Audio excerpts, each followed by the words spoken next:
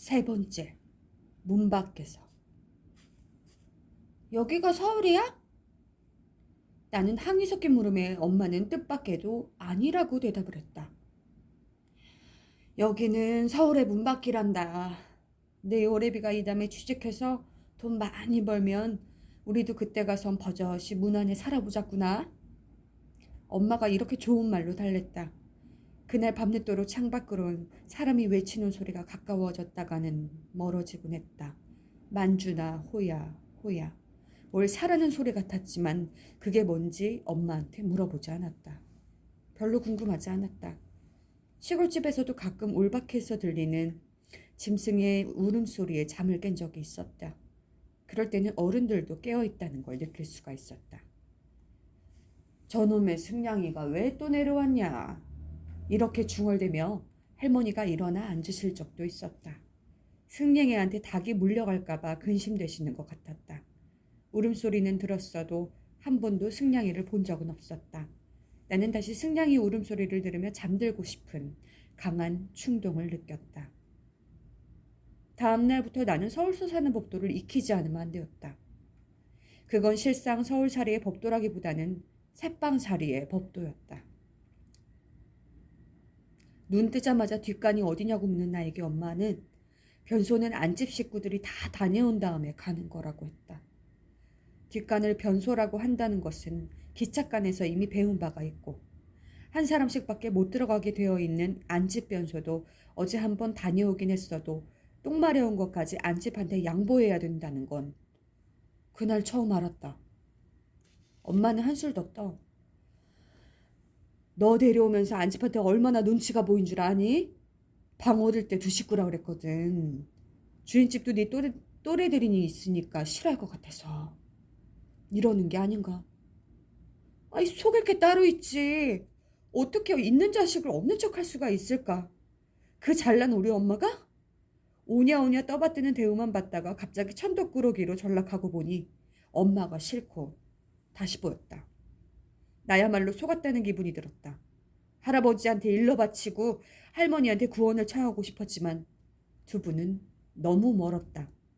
새빵살이의 법도는 똥 마려운 걸 참는데 그치지 않았다. 안집애하고는 안 노는 게 수야? 까딱하다 애싸움이 어른싸움 된다. 안집애가 뭐 먹을 때 쳐다보지도 마라. 안집애 가지고 노는 걸 탐내거나 만져보지 마. 안집엔 들어가지 않을수록 좋아. 숫째 새끼를 줄로 발목을 매 기둥에 매달아 놓는 게 낫지. 도대체 나더러 어쩌라는 것인지 알 수가 없었다. 엄마는 내가 있어도 없는 아이처럼 굴길 바라고 있었다. 박적골이 좁다라고 천방지축 망아지처럼 뛰놀던 8살짜리에게 그게 얼마나 못할 노릇인지 엄마는 이해하려 들지 않았다.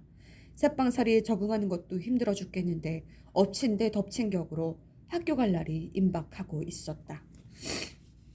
엄마는 우리가 가난하니까 사는 곳 문 밖에서 살아도 할 수 없지만 학교는 문 안에 있는 좋은 학교에 가야 한다고 했다. 그건 이미 엄마가 그렇게 다 정해놓은 일이었다. 내 의견 같은 건 듣고 말고 할 것도 없었다.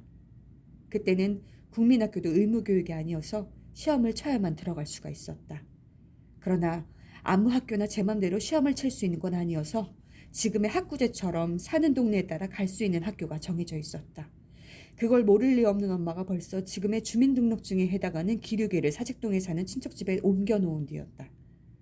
문 안에 있는 엄마 마음에 드는 학교 중에서 다시 나의 통학거리를 감안해 골라놓은 학교가 매동국민학교였다. 현조동에서 그 학교를 가려면 산을 하나 넘어야 했다. 인왕산자락이었다. 현저동 중턱에서 성터가 남아있는 근처까지 더 올라가면 사직공원으로 통하는 꽤 평탄한 길이 나 있었다. 길이 험하진 않았지만 거의 사람의 왕래가 없는 횡한길이고 길에서 조금이라도 벗어나면 숲속에서 문둥이들이 득식을 댄다고 알려져 있었다. 시험 칠 날이 임박해서 엄마는 나를 데리고 그 길을 답사하며 문둥이에 대해 세상에 떠도는 끔찍한 말들을 일소에 붙였다.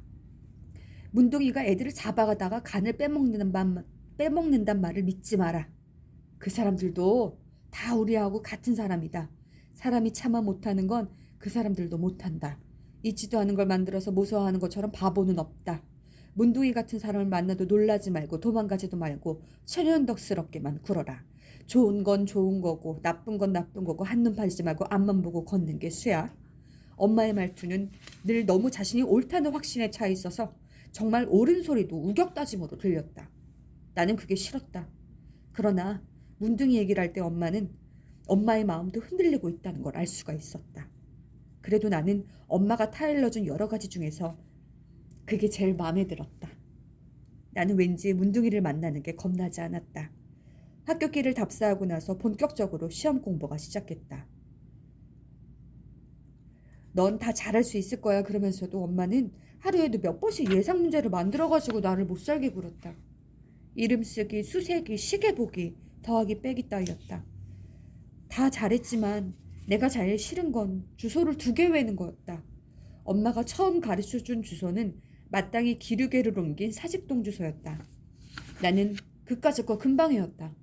그걸로 끝났으면 좋으련만 엄마는 갑자기 내가 길을 잃었을 때 그 주소를 내면 큰일이다 싶었나 보다.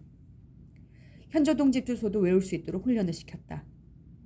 번지에다 호수까지 달린 거였지만 나불나불 뭐든지 암기를 잘할 나이였으니 그 또한 어려울 게 없는데도 엄마의 걱정은 좀 지나쳤다. 필시 주소를 속여서 입학 원서를 내는 게 양심에 걸리는 순박함 때문이었겠지만 두 주소를 금방 외자 이번에 또 시험을 칠 때 헷갈려서 잘못 말할까 봐 근심을 하기 시작했다. 엄마는 순전히 당신을 안심시키기 위해 나를 들볶았다. 가만히 있다 불시에 너 어디 살지? 네 이 집 어디야? 너 지금 길 잃은 거야? 넌 지금 선생님 옆에서 시험 치고 있는 거야. 이렇게 물어보면 사직동의 가짜 주소를 대야 됐다. 엄마는 내가 행여나 이 2개의 주소를 헷갈릴까봐 전전긍긍했다. 나는 문제없이 안 헷갈릴 텐데도 엄마가 자꾸 그러니까 머릿속이 멍해지면서 헷갈릴 것처럼 조마조마해지곤 했다. 그러곤 모든 게 뒤죽박죽 돼버렸다. 엄마의 기습적인 질문에 잘못 대답하는 빈도수가 늘어났다. 엄마는 저 맹추한테 괜히 주소를 2개씩 가르쳐 주었다고 드립다 후회를 하며 시험 날짜까지 현조동 주소는 아주 잊어버리고 있으라고 했다. 잊어버리란다고 잊어버려지는 게 아니었다. 엄마가 그럴수록 그 주소는 내 머릿속에 늘러붙었다. 사직동 주소는 물론 서울에서 구 거친 수많은 집의 주소를 거의 다 잊어버렸지만 현조동 46번지에 418호란 내 최초의 주소는 여태껏 잃어버리지 않고 있다. 책 읽어주는 열매, 오늘 여기까지 하겠습니다. 열매였습니다. 감사합니다.